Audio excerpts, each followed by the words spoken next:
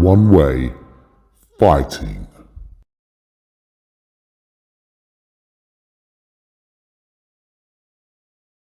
Hello, you're free to one-way fighting with me, Neill Smith. It's Friday night, so I'm having a beer with my mate Kev. I didn't tell him in case he was training. I don't want to be the one to ruin his career. But this is Kev Ward, ladies and gentlemen. This guy, man, you name something that he hasn't done, he's done it. He's got how many titles, Kev? A few. A few. Well, he was number one welterweight in the country, K1. Thai background's unreal. And he's an old friend of mine. Used to beat me up in the gym. Well, we never really sparred, did we? But, you know, you worked me to the bone. Yeah. I was too scared, lad. I thought he was, to be honest. Don't tell anyone. But yeah, Kev, for the viewers, mate, do you want to tell us a bit about yourself, a bit about your background, and we'll go from there? Started when I was like 17. Trained out at Team Elite in Southport. Lost my first fight, learned a lot from it. Went on like a big streak then, went on like a 2-year winning streak. Lost another fight and another one, and I won my first title, and I think it was my 13th fight, WK English, and then just snowballed from then. I fought all over the place. Won my first world title in Scam. Was actually against Eugene Valerio. Yeah, he's actually knocked out my coach. So yeah.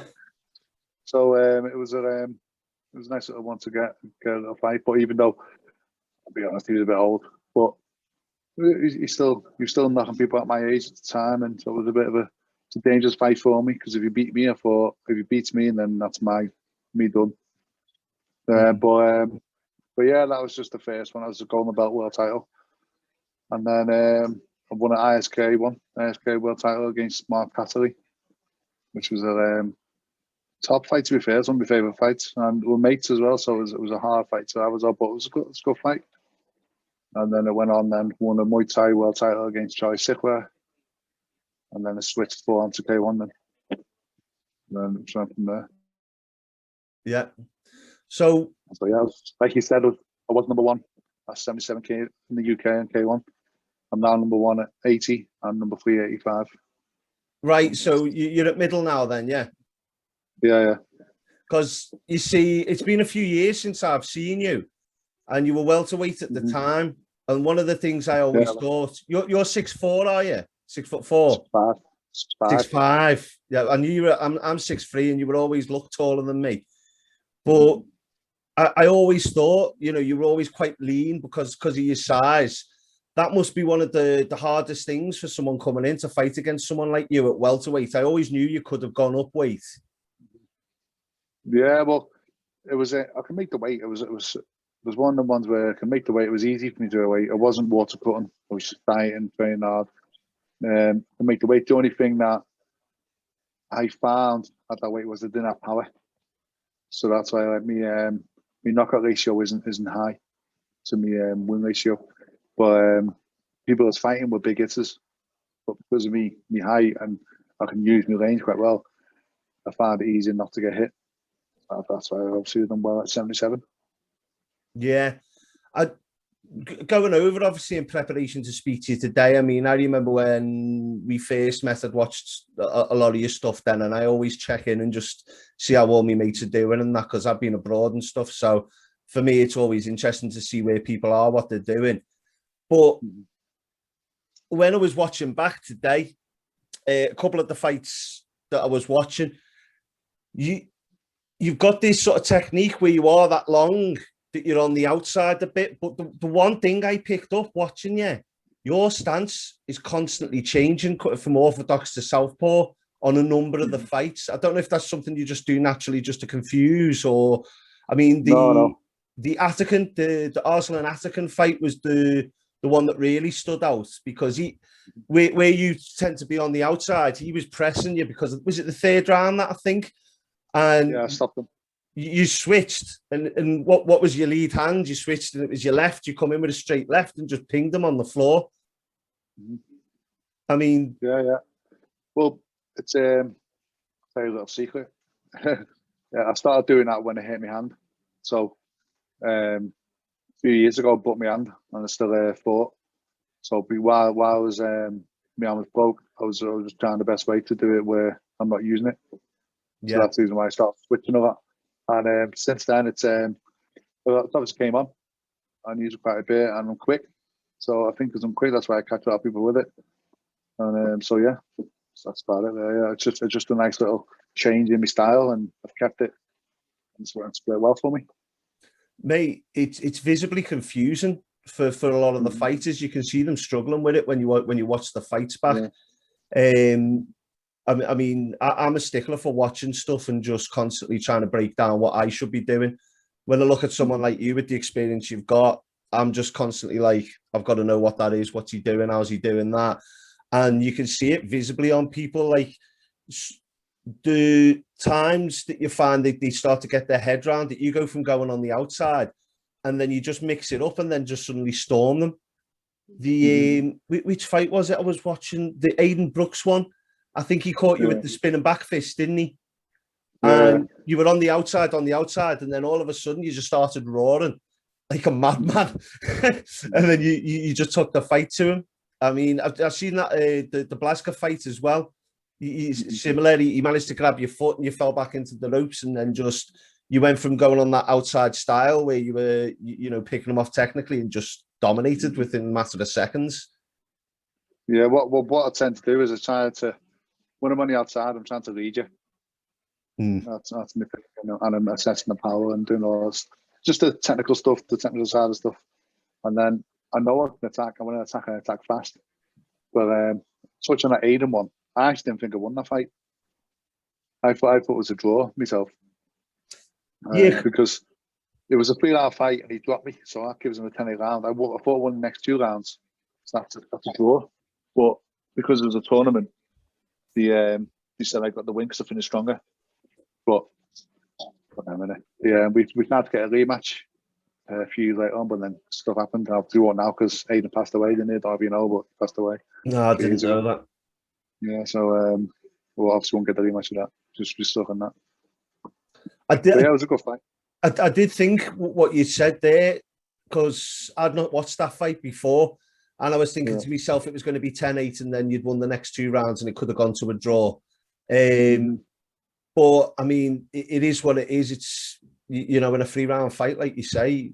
Yeah, it's because it was a tournament and you weren't going extra rounds and you had to make the decision. I think that's what pushed in my way. But like I said, me personally, I think it was a draw.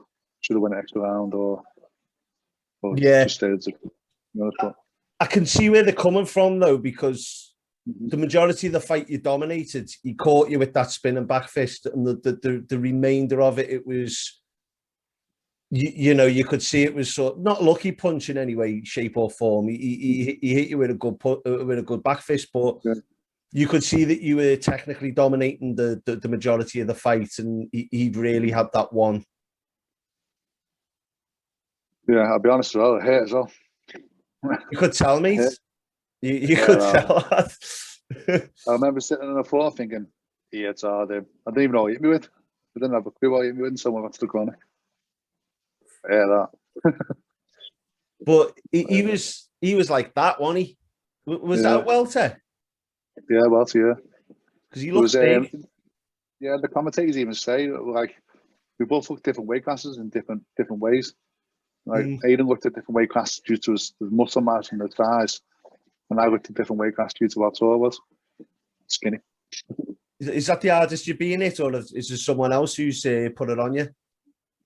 Well, I got knocked out cold the fight after that in the tournament. That was the first time I've been knocked out, but take that away from him, I think it was Aiden's shot that done the damage, not his. But I don't know. I think that's the first time I've been hit and I've not knew what hit me. Yeah. But I've only ever been knocked out cold once, and that was the fight after that. So. Well, you look at like some of the promotions now; they don't let you fight for about 3 months if you've got a concussion, and if you manage to stand up after it and then fight for another 2 rounds off the back and then go into another fight, mate, it's going to be hard to shake. I was it. Like I say, I'm not taking nothing away from the guy who knocked me out. It was it when I went into the final. My confidence wasn't as high because I knew I was still there. But you know what? It is what it is, isn't it? It was a tournament, and I knew what to expect when I went in. So it is what it is. Well, got caught, made a mistake, got caught. One of the things is, I mean, you've got about 51, is it 52 fights? 57. 57, Jesus Christ, mate. I'm looking at outdated stuff on the internet. I mean, to go through that many, what's your win rate on that? It was about 45 wins, 11 losses, 1 draw. So, looking through the majority of your fights, I know you've got a few losses there, but they're small in comparison in terms of the amount, but you've gone through some adversity in some of the fights. The reason I mention that, because I'm doing the podcast, I've been watching this whole Ben Askren, Jake Paul thing, and I watched some guy who did this psychological breakdown, and I'm only asking you about this because I watched it the other day, and he went through the whole breakdown of the body language and everything, of what they were doing at the presser and stuff like that. And when I was watching your fights, it was all just fresh in my head. And that one particularly stuck out because, like you say, you hit you hard, you went down, but you fought through adversity there, you know what I mean? And you got back up.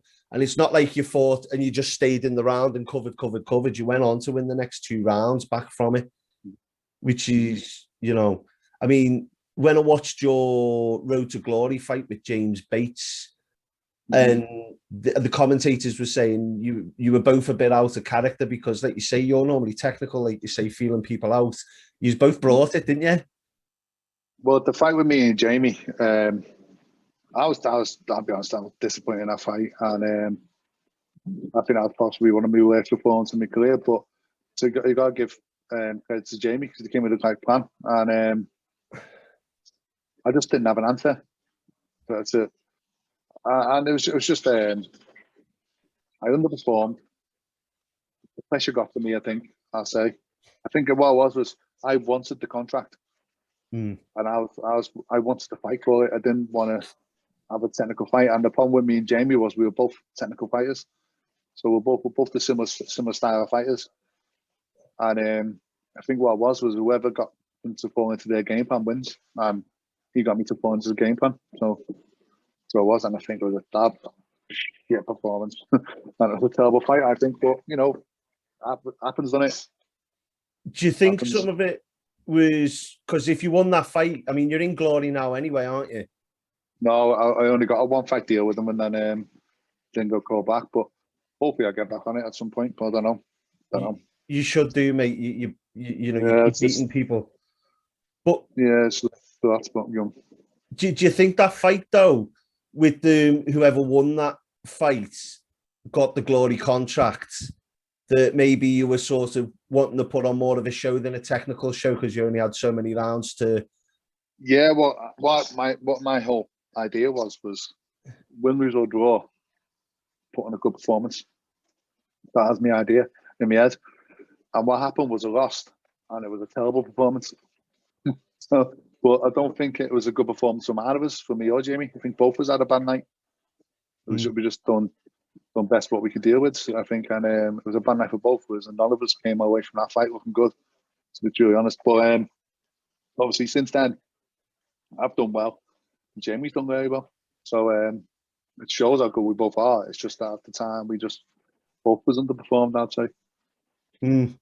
I didn't think it was a bad fight. I didn't come away thinking that.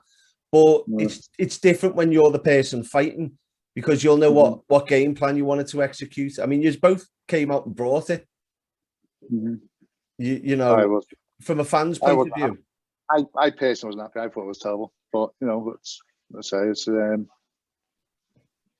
fans are the fans, aren't they? What they think. Yeah, well, the difference is, you know, running through a lot of your fights and seeing how technical you are and what you bring in some of the fights, I can see your point of view, what you're saying. You fought different than what you usually would. But I was still entertained watching the fight. You know, from my point of view, it's not I should have done this, and this. I saw two people go at it, and that was entertaining. You know what I mean? So I wouldn't feel disheartened in that sense, mate. No, I'm not. I just know myself we could have done better, and like I said, not just myself. Even I know Jamie could have done better. So I think we both could have made the fight a better fight than what we did. And I think as the show, if you watch the whole show through, the whole show was a good show. And then I think the most disappointing fight in the show was mine and Jamie's. If I'm being honest. Did you headline? Did you? Yeah.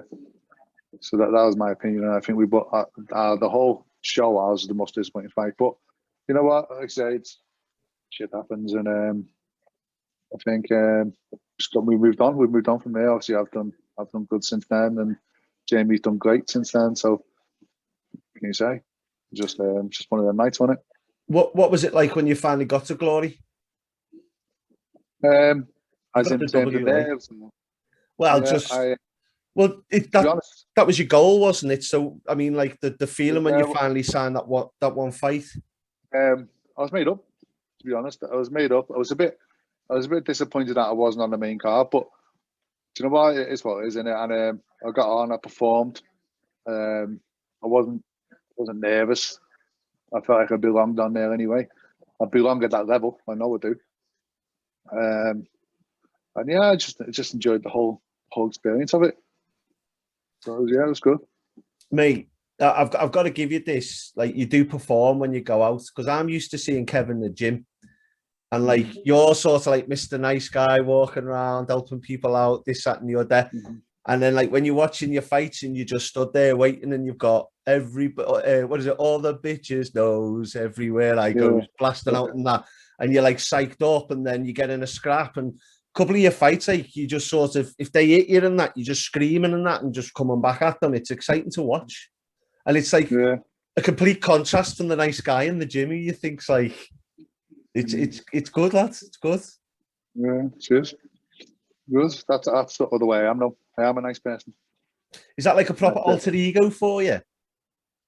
Well, I don't know. I think it's just the way I am. I think it's just my personality, where I am a nice guy. Even when I fight, though, I'm not. I do come finger, but I'm not horrible to them afterwards or anything. That was even before. It's like I fought a guy from Bulgaria, and he gave me shit at the way, and I've never had that before in my life. I just started laughing. I didn't know what to do. I was like, whatever. But I say I'm not that type of person. But I think when it comes down to fight, I'm just confident. I think, and I believe in my ability, and I know how good I am. So it's one of them where I'm game. I'm bothered. I'm not scared of the fight, so it's a fight, isn't it? Yeah. I mean, it's interesting to see. I mean, I've always been like that. I don't give shit to people or anything like that. I'm always a nice guy. I've got friends who take advantage sometimes and think they can poke and prod the bear, and I'm always just sort of like dead placid. Do you ever think like that you'd ever want to do that? Like, just like go in one time and just tell someone to go, you know, or is anyone rubbed you up the wrong way? In a fight, you mean? Well, yeah, just in the game, like, just like, or just in general life. You're not gonna say me, are you? Yeah, in a fight, I've had a couple. Yeah, I've had a couple when they've debilitated me a bit, and when I've got in, I've proved the point that I want to prove.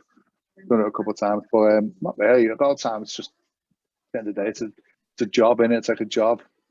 It's just a sport. You just go in there. I don't hate the person I'm fighting. They just stand there in front of me. I want to win. So that's just how it is, really. Got no mass against anyone. It's just there to fight. Yeah, well, that's the way I see it. It's competition. You know, it's not personal. Like, if someone says something to you, you come back with something, but it's not like something I'm going to start. What that reminds me, when I watched the Atakan fight, the Arslan Atakan fight, because he's like huge in Turkey, isn't he? Like some sort of celebrity and all that. He's a superstar and stuff, and he's a movie star and all that shit. Yeah. But he's good as well. Like, for what I've watched is him, because I'm one of them. I watch your fight, I watch another. But when you put him on the floor and they give him the standing 8, what happened? Because for the viewers, if you haven't seen the fight, he's sort of standing there, and the referee just decides to call, and he then decides to flip, but he looks like he sort of half gives up, and then you storm over to like sort of. Well, go on. Yeah, what was obviously he hit him. You can see that he hit him when he gets up. He's gone. You can see he's gone. Yeah, he's wobbling. And he gets to the corner, and the ref counts to 10 and whatever, waves off, and then he goes, "Pipes up. Oh, I'm fine. And he wasn't. And that's all done was went up to him and said, "Listen, you wasn't fine. I know you're not happy with it. I know you're not happy that you got stopped, but you got stopped because I'll be honest with you, I would have hurt you. I would have hurt you after that because it wouldn't have been nice." And he stopped out because you were gone. You can see you were gone. And I think it was just because he was the superstar, and obviously people were there to see him. He's the promoter's friend and all this other rubbish. He just wants to make it like he couldn't really deal with the loss. He just wants to make it, because even after the fight, he said he had like injuries and his finger was broken, wasn't it? his finger, his toe, his other stuff, and I actually said to him, "Listen, it's just excuses." I said it to him in the change room, so you just make excuses up. And then obviously asking for the rematch, and I accepted. But so we'll see if the rematch comes off maybe this year or whenever. I don't know. Yeah, I mean, as well as I do, lads. Anybody who's done a fight camp is walking in with injuries. Some might be worse than others, but you're not walking into that ring, cage, boxing ring, whatever it is, injury free. Otherwise, if you are, then you're either like winning the lottery lucky, or you haven't trained properly. I had an injury from the start of the year, and it didn't go because I kept playing on it, and I went in. And my coach Lee, he was with me. He was telling me that maybe we should look at, maybe not. But I was like, nah, still thinking because I had. I can tell you not, but I think I pulled my groin, and I didn't get a heel, and then my hand was buggered as well. So I couldn't hit properly on my right hand, and obviously with the small gloves as well, and I couldn't kick as well as I wanted to kick. Even though when your adrenaline gets, you don't feel it anyway. So I just flew the kicks anyway. But I did have a leg injury, and I had my hand injury, so it was a bit like it's a fight game, innit? Yeah, especially where you said about the gloves. You were doing Thai, but you were wearing MMA gloves. What ounce were they for? 4s, yeah. So you may as well be punching with your bare fist. Yeah. That's the reason why I accepted it, because I wanted to have a go on the small ones. Yeah. Do you feel better in them? Well, I don't sound like a tip, but I'm fast. And when I put them small gloves on, I'm fast. and annoying. So it's like, I was thinking, do you know what? I like these. And I fought 3 times, me and them gloves. And each time I fought them, I've stopped them. So I've got a good record in the small gloves. So like, I'm happy to fight in these small gloves. The only thing that's a bit different is defense has got to be different. You got to have the same defense. Yeah. Defense, but apart from that, small gloves not asked. Doing the tie, you always clenched fist even in the small gloves, or do you have your fingers out and worry about the problems with the eyes and that? I don't actually clench my fist proper like this anyway. My hands are all just a bit open, like in the glove. Only when I connect, my fist closes. You know what I mean?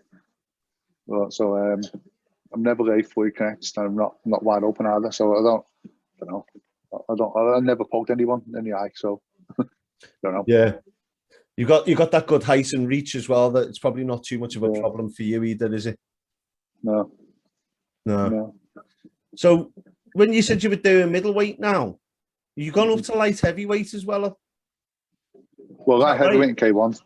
Well, light heavyweight is only 81 kg in the ISK. Right. So that a fight between 80 and 85 now. How'd you feel? Feel good. I feel good. When I had my first fight at 85, it was a bit like my fitness and my power, or their power against my fitness, because I'm always fit anyway.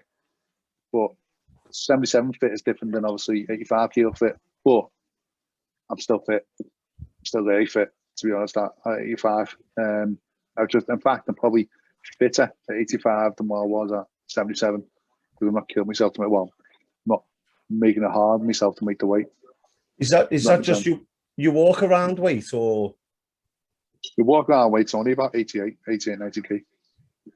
It's not so it's not a big cut for me.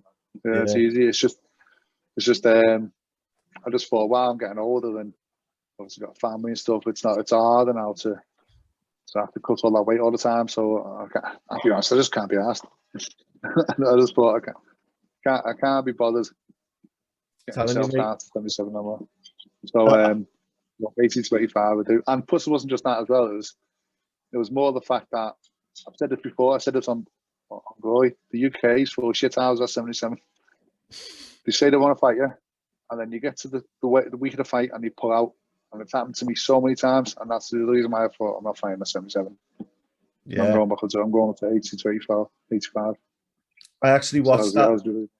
I actually watched that clip about an hour ago, just before I nipped out the shop, where you basically just you said you had like a year with like about one time you did like an 18-week camp or something because of people dropping out. And I'm always saying this. I mean, it was a big problem I had. I took fights I shouldn't have took because I had about 10 cancel on me, because especially at amateur, never mind a pro like yours. Yeah. It's a no gain as well, because when you put like obviously all the contracts, when you get contracts and stuff like that, they'll all suit the promoter, don't suit the fighter. So like I could be training, I could be dieting and doing all the stuff I'm doing for the fight, and then the day of the weigh-in you pull out on me, or the day before the weigh-in you pull out on me, and then I get nothing for it. It's interesting. Yeah, it's interesting. Apart from not getting the payday, you said on that video, and I've had the exact same excuse. I've had a cold. Yeah. Did someone actually say that to you? Because I was livid when they said that they had a cold. They couldn't fight. I've had someone say they've got a cold. I've had someone say they've hurt the knee. I've had someone say they've hurt the hand. I've had someone say they hurt the back. I've had someone say they got the flu. But I've had loads of different. I've had someone just not say nothing. Just not say nothing. So I'm not fighting. That's happened to me.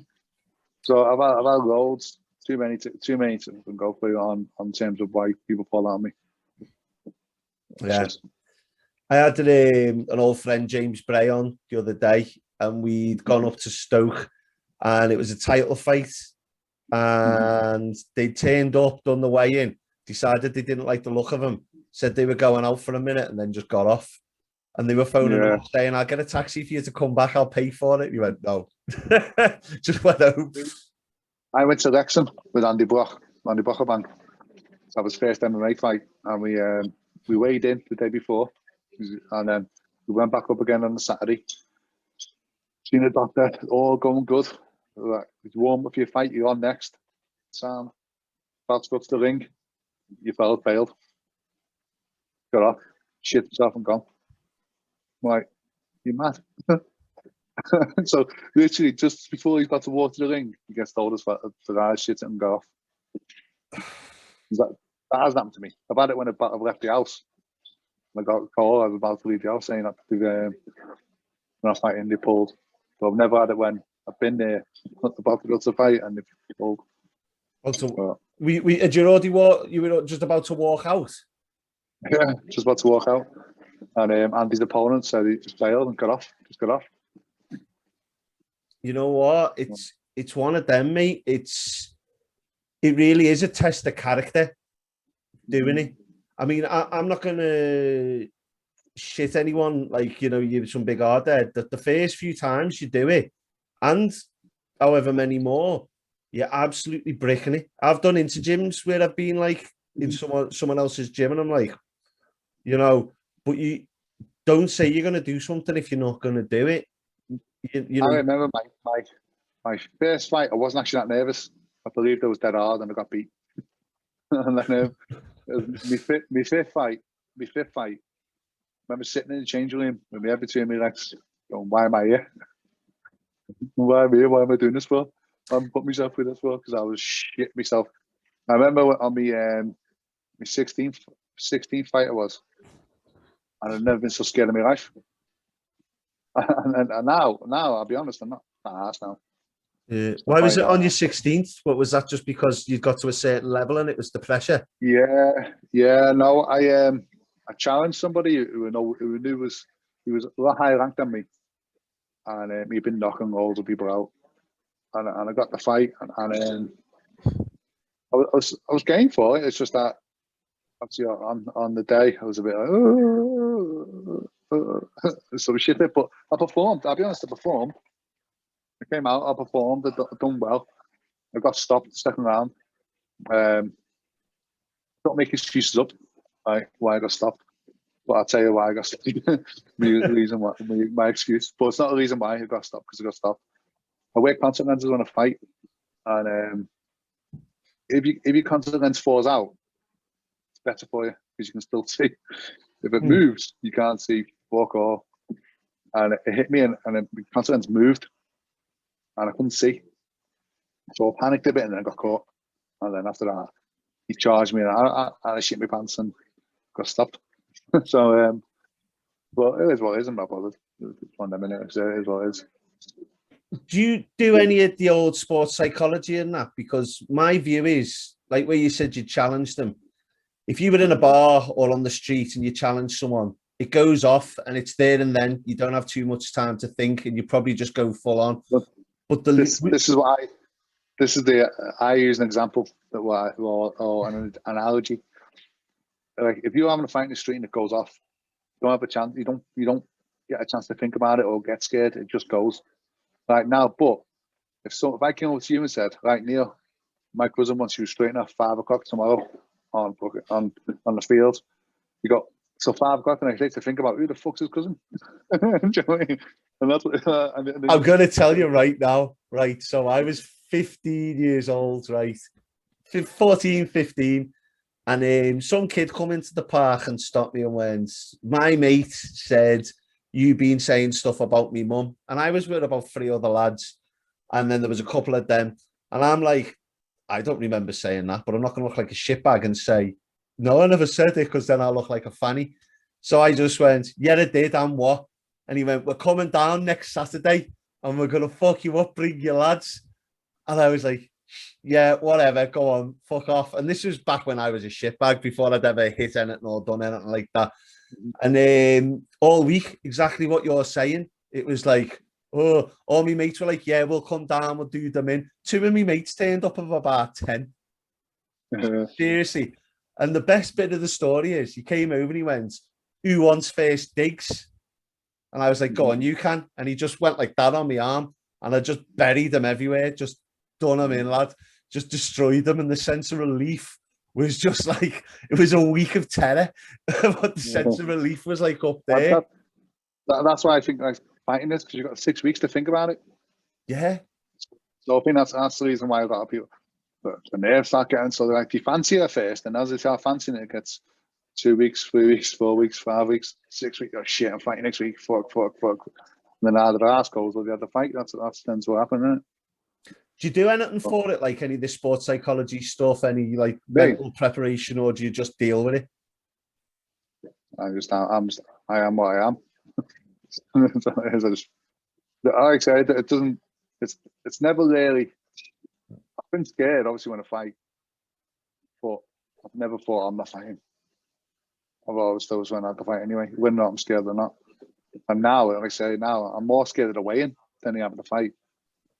But so yeah, it's just, now, like I say, even back then, it's just me. It's just me. Why are you scared of the weigh-in? That you're going to miss weight, or because you have to do all the posturing and the peacocking and stuff like that? No, it's again, it's like I just said before, when you get told you're having a straightening next week and you're seeing the person for the first time. Yeah. I mean, that's what it is. It's like the practice wedding before the wedding. Yeah. So that's the thing about more nervous at the weigh-in than I am actually at, and then the fight. I never miss weight, so never worry about in weight. I'm always on weight. Yeah. I do find it like a bit like sort of, it's one of them, you can be a great fighter, but you've also got to have a bit about you, because it's not just entertaining people. If someone comes over and says something about you, like you're this, you're that, you're the other, and all you say is, well, yeah, thank you, you know, you've got nothing to say back, you feel like a bit of a dickhead, and then you take that in going into the fight. I mean, have you had any way you've like just sort of fluffed it? Not not fluffed it, but like I say, I had that Bulgarian guy get in my face and go, tomorrow I'm going to hit you so hard, bro. And I didn't know how to answer it. I just started laughing. Yeah. Oh, to be fair, yeah, he was shit. I'm going to hit you so hard. So am I. It's a fight. I just started laughing as well. I've never had someone talk to me the way before. Okay. That was about it, really. Apart from that, I've had nothing. Nothing, really. Yeah. Nothing where someone's giving me shit. I've had a bit of, like, obviously, Facebook beef and stuff like that when you're bigging up the fight and you're arguing. It's people giving you shit, so you're giving you shit back. I've had that type of thing in terms of fight-wise, not like personal, just as in terms of fight. Yeah. That type of beef. Nothing really. So it's easy when you're on the computer, isn't it? You're a keyboard warrior. Yeah, that's it, mate. And you know what? It's not just that it's easy. Once it's out there, it's out there. And it's not like someone said it and you can forget about it. You can always go back to it and look at it. Yeah. And you've got to be careful what you say sometimes, like, you know what I mean? Especially people, not you so much. You seem cool, calm and collected. I'm a bit of a knobhead when I say stuff. Like, I'll say things without thinking and think, oh, why have I said that? Yeah. But so with your K1 at the minute, I mean, are you ever going to go back and do Thai again, or are you just sticking with the K1? Or no, to be honest, I'm open. I've been in talks. I was in talks with the WBC about a Muay Thai world title. But then they told me to challenge for the European. And so I challenged for the European. The guy who holds the European said he doesn't want to fight me for the European, wants to fight for the world. So there's all like little fucking stuff going on. So I might end up fighting Thai again, but I don't know yet. And then I might even have a go at, I might have a dab in MMA again. I don't know yet. Just going to see what comes up. Yeah, obviously K1's where I'm going. That's what I've been doing for ages. But I might have another dabble in Thai, and then I might have a dabble in MMA just see how it goes. So, how's your ground game going? My ground game's all right. I won't say I'm a superstar, but you know, my ground game's good. I can survive on the ground. We take down defense is all right, and stand up to good. What weight would you do with that though? Would you go back 85. Down to welter? 85? No, yeah, stay in the middle. I fought MMA years ago, about 10 years ago, and I won by submission. And so like I said, I've got okay ground games. I've seen you in the gym. I've seen you in the gym doing little drill stuff and that. Like, so I knew you had ground game. Are you getting graded or anything, or? No. Like I say, I'm not pushing it. I'm not like fully into going in. I'm going to go on start. I'm concentrating to stand up, and then when I've got nothing on, I have a little play in the floor. So that's about it, really. And then go from there. So like I say, I'm okay. I'm not one saying no, I'm a world class wrestler or jiu-jitsu king or anything like that. But I'm saying I'm all right, okay enough to survive. Yeah, I mean, I think, mate. I remember we had Paul Daly when I had the gym. He came down and did a couple of little exhibition days for us here, there, and everywhere, and he literally just drilled. I've said this on a couple of podcasts now, but it's because the topic keeps coming up. He just went with takedown defense solely. He said he does his little ground game. Paul Semtex Daly, and he said, I mean, he got kicked out the UFC off Josh Koscheck, didn't he? And he's been fighting the top ranks in Bellator since. But he just says he doesn't bother with it. He just perfects takedown defense. And I mean, being competent. Yeah, just get anti-grappling in it. That's all it is. Yeah. I mean, it's one of them, mate. If you think about it, going to the ground, being competent's one thing to try and survive and get to the end of the round or get back up to your feet. But takedown defense is probably best where you should go, because you know, it's a lot to learn on the ground, mate. There's a million escapes for every. I know, but it's easier. It's easy to be taken down, isn't it? Someone gets you down, you gotta get back up. So that's my thoughts on it. don't want to be taken down and be stuck on my back. So it's like I'd rather be able to survive and roll down there. But like I say, it's all what if puts and maybes if I do or don't anyway. I got offered a fight a couple of years ago in Bellator against Raymond Daniels. And I accepted it. And Daniels said no to fighting me. So I didn't get the fight. He ended up fighting Wilker Barros instead. Do you not reckon you get back on Bellator? Or you not? I don't know. But to be honest, like I say, I got offered that. And then he said no. And then I haven't bothered looking at more going back on that or anything. So to be honest, I don't know. Would you be game though, like just to get straight on it? Yeah. Yeah. Listen, I'm a fighter, me. Tell me, I'm gonna fight in the UFC now. I'll go now. Do you know what I mean? This is what it is. I'll just fight whatever. I'm not bothered. Yeah. I've been trying to get a fight with that Dave Leduc. Don't even heard of him. No. Fight Riftway. What's his name? Dave Leduc. Dave Leduc. Yeah. I think you said Viduka. No, Leduc. I've been trying to get a fight with him. It got put to me last year, and to be honest, I was never interested. And then I keep seeing loads on him because I didn't know who he was. So I was kind of googling, seeing loads on him. I thought, I'll fight him. And it was a Riftway rule, so it's the bare knuckle with headbutts. Yeah. I'll do that. I'll fight him in that. No problem. What's Sambo? No, Riftway. Oh, Lithway. Yeah. I thought I'll fight him in that. But every time I keep challenging him, it's getting turned down. We've made 2 official challenges with the WLC. It's not been happening, so don't know. But yeah, like I say, now I'm just looking for some fights now this year, see what comes on. Well, I don't know. Obviously, COVID's fucked everything on it. Yeah, I mean, how many offers are you getting in terms of fights with the COVID situation? Well, last year I got offered loads, and then obviously not happened. I got offered one in Sudan, and I said no because I ain't going to Sudan. Got offered one in April, and I said no because I've done nothing for the past year. Gyms are shut. I've been training, been eating shit. I was like, you know what? I'm not taking a fight in April.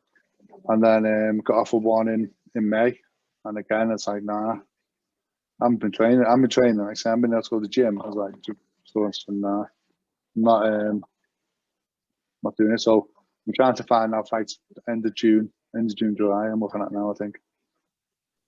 See what's coming up. So see what pops up there. Speaking of the gym, it's Team Elite in Southport, which I know for a fact is quality because obviously I've been trained by it and that before. Who's in the gym now who I should be keeping my eyes out for? Well, I train in Team Elite Southport now, and I coach in NXG, Ormskirk. I did have obviously Team Elite Liverpool. Sonny's more than that now. But the person that I would say look out for, you can have a little Google and have a watch of him, is Robert Sabitas. 70 key. Quality K1, and he's quality. He's got a big future ahead of him.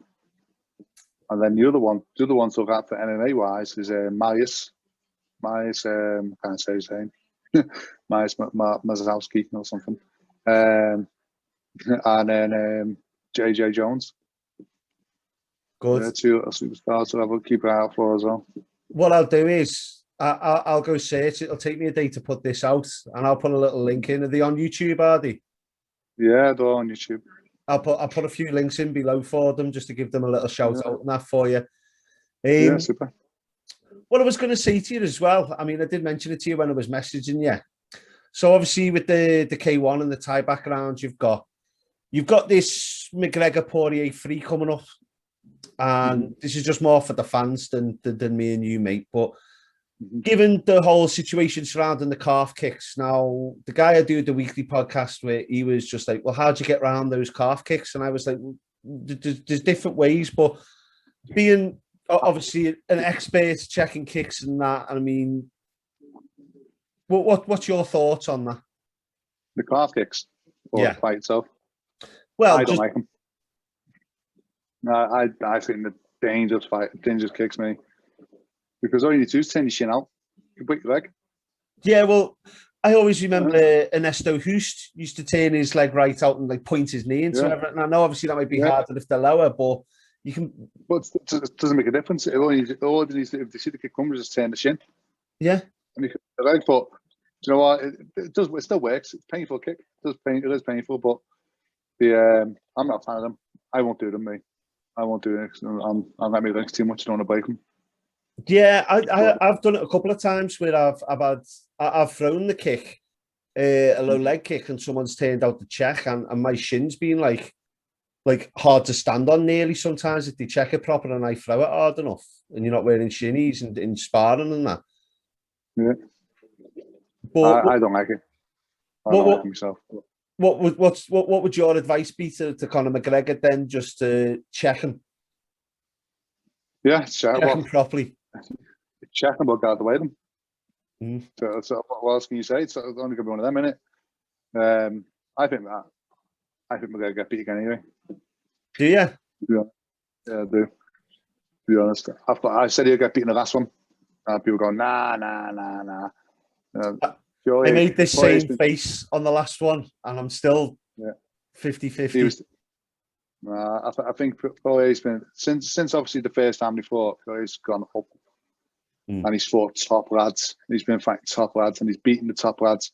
While McGregor won his title, and he's been out on the fucking out in the piss, fucking doing whatever he's doing, and then comes back and thinks he's going to beat him. It's not going to happen. He fought Cerrone, but to be honest, he's a journeyman. He's not. He is now. Like. Yeah. So it's like you can say, he's a big name. He was a big name, but he is just genuine now. So he needed a better fight before he fought him. And I think if he goes straight back to fight him again, I think it's going to be the same result. Yeah. I mean,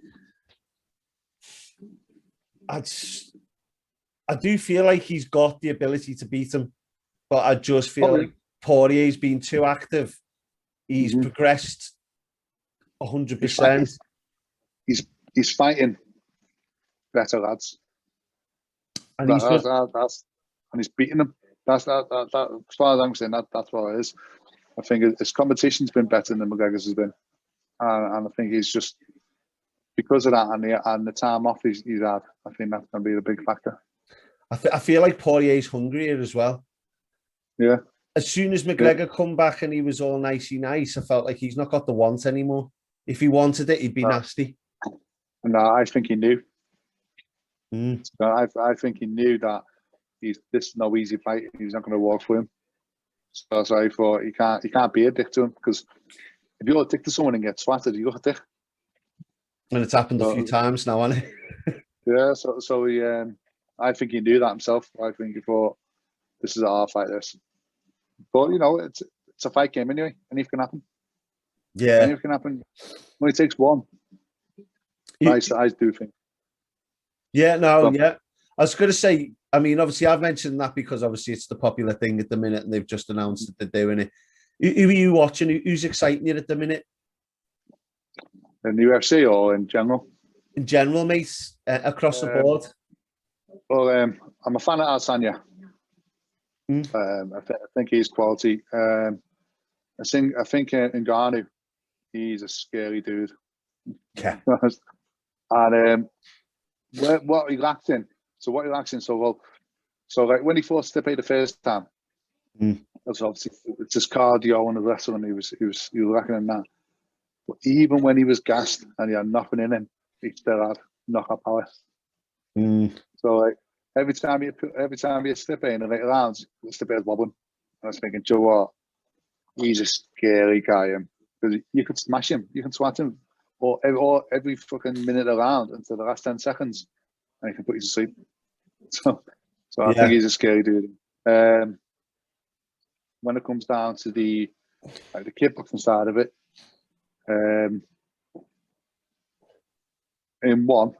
he's on one at a heavyweight called Miller Organ. He's good. He's good, and again, he's like a scary dude as well, to be honest. Yeah. And then in one as well, if you look at the 70 kilo division, how's it? I don't know if you know much about the 70 kilo, but the interest in the K1 side, interesting. It's definitely the best, the most competitive division in the world at the moment. Yeah. I was supposed to have on. So you're talking about ONE FC here, yeah? Yeah. Yeah, I was supposed to have Jacob Smith on after his fight with Rod Tang. But I haven't spoken to him because obviously he couldn't get out there because of whatever these COVID issues are. What do you think of Jacob? He was pretty tasty. Yeah, I think Jake was good. I think it was a hard fight for him that long against Rod Tang. Yeah, Rod Tang's a fucking nutter, isn't he? But yeah, I think that's a hard fight for him. But so it's got nothing to lose in it anyway. It's all game. But yeah, I just felt bad for him the way it just sort of went a bit south just because of this whole COVID issue, like you said. Are you out of shape at the minute? Like, are you? Or you? Me, I'm at your shape now, mate. What? My shape? Pear shaped. You start calling me Vector. Vector, yeah. Fucking hell. Well, is it that bad? Is it like, or? Nah, I'm fit. I'm still fit. I'm just fat. Yeah. But yeah, it's I'm not as good as I was start of last year. But I'm not as bad as I was at the end of last year. That makes sense. So it's I'm still ticking over. I'm just not nowhere near any shape to fight at the moment. No. What are you gonna? So gyms open in the UK Monday, don't they? Mm-hmm. So you gonna get a bit of sparring in straight away, or are you gonna just ease into that, or what? No, to be honest, I don't spar much anyway. Not the time, but I'm just gonna smash my cardio, smash the cardio, get your weight down. And then everything else will come. As soon as I start getting fitter, start hitting the pads properly, get me running again, get myself motivated again, and then I start sparring and I start doing everything else. Yeah, all the fun stuff. I'll start doing the fun stuff then. If I'm not fit, mate, it's hard to keep that motivation in the gym. Like you just gotta pound through that first 4 weeks, and that's that. Mm-hmm. Yeah, I'm always motivated when I'm in the gym. I'm just not motivated when I'm not. So, especially with for the past 20 years, mate, I've had the same routine, and then last year my routine went straight out the window. So I got on a routine. I was eating shit and playing the Xbox. And I was enjoying it. So now I was going to get on that routine. Back to eating good and training. So just one of them, innit? It's the famous thing, though, isn't it, mate? You look at Jake LaMotta, Roberto Duran, and all the classics. As soon as they got to where they wanted to be and they thought, I've got some sort of success, it's like, I've got some time off now, I'll eat. Get fat. Well, mine's like, I've achieved a lot, mate, I know I have, but I've got my own personal goals that I want, and when I achieve them, I'll be happy to retire. But I want to achieve my own personal ones. So until then, I want to. Still got me a bit of motivation for that. What are the goals? A glory title? No, because I just don't think that'll happen. I don't think they're going to put me on. To be honest, I'll give up on chasing glory now. A one man getting on one, but again, it's not really a goal. It's just that's just I'll be happy to get on that. King of Kings, one man getting a world title on that. I'm ranked number 2 in the world on that. So I'm in. I can get that. I won't mind the WBC world title. I like the belts, things like that. But these aren't really the goals. These are just the things that I won't mind. But my actual goal, I'm going to keep to myself. I could tell the way you were talking then. These are just little things. I'm just avoiding the question. Mate, yeah. I guarantee you, I'll find out soon enough when you do it. Yeah, you will, yeah. And then, so then from then, I'll just go from as soon as I've achieved what I'm thinking of achieving, then I'll just call it there, I think. Yeah. Well, mate, that's a good place to finish the podcast. We've done over an hour here now. I could talk all day, but that's just me. Yeah. But going to have my tea now. Do you want to shout anyone out while you're on here, mate, or anything like that? Yeah, I'd say big fan of J2 Nutrition. Anybody who wants to get fit and healthy, speak to J2 Nutrition. Want to plug there. Fight Lab have been dead good for me, supporting me well. Give me all the good gear. It's great. But if you want quality gear, go to Fight Lab. That's got a few, mate. I can't remember them.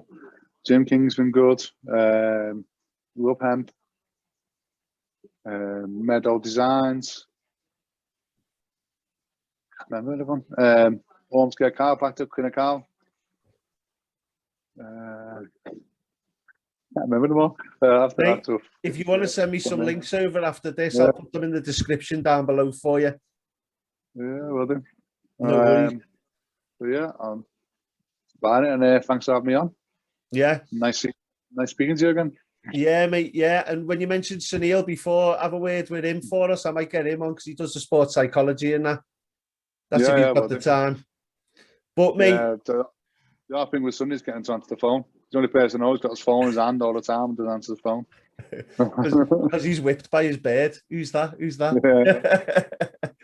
Yeah. But, mate, it's been a pleasure having you on.